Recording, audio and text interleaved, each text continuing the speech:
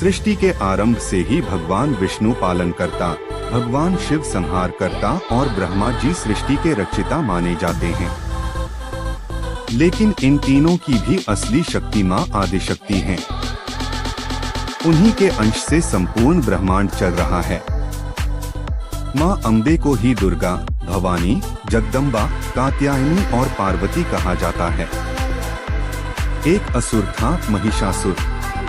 उसका सिर भैंसे का और शरीर मनुष्य का था। वह बड़ा बलवान था और घोर तपस्या करके ब्रह्मा जी से वरदान पाया कि देव, दानव या कोई पुरुष उसका वध न कर सके। यह वरदान पाकर महिषासुर अहंकारी हो गया। उसने तीनों लोकों में आतंक मचाना शुरू किया। देवताओं को स्वर्ग से निकाल दिया, यज्ञवेद नष्ट कर दिए और साधु संतों को तंग करने लगा। तब सभी देवता ब्रह्मा, विष्णु और महादेव के पास पहुँचे। तीनों देवताओं ने अपने अपने तेज का अंश एक जगह प्रकट किया। उस तेज से एक अद्भुत देवी का जन्म हुआ, जिनका रूप अत्यंत तेजस्वी और दिव्य था। देवताओं ने अपने अपने अस्त्र उन्हें अर्पित किए। शिवजी ने त्रिशूल, विष्णु ने चक्र, इंद्र ने वज्र, वरुण ने शंख, कुबेर ने गदा और हिमालय ने सिंह उपहार में दिया। इस प्रकार माँ दुर्गा शस्त्रों से सुसज्जित होकर सिंह पर आरूढ़ हुई। माँ दुर्गा ने महिषासुर को युद्ध के लिए ललकारा। महिषासुर और माँ के बीच घोर संग्राम हुआ। महिषास कभी भैंसे का रूप धारण करता, कभी शेर, कभी हाथी, कभी मनुष्य का। लेकिन माँ दुर्गा हर रूप में उसका पराक्रम नष्ट कर देती।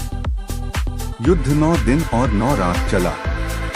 यही कारण है कि हम नवरात्रि के 9 दिन माँ की पूजा करते हैं। 10वें दिन महिषासुर ने फिर भैंसे का रूप धारण किया और माँ पर टूट पड़ा। माँ ने उसे भूमि पर पटककर त्रिशूल से उसका वध कर दिया। यही दिन विजयादशमी दशहरा कहलाता है। इस दिन बुराई पर अच्छाई की विजय और अधर्म पर धर्म की जीत का संदेश दिया जाता है।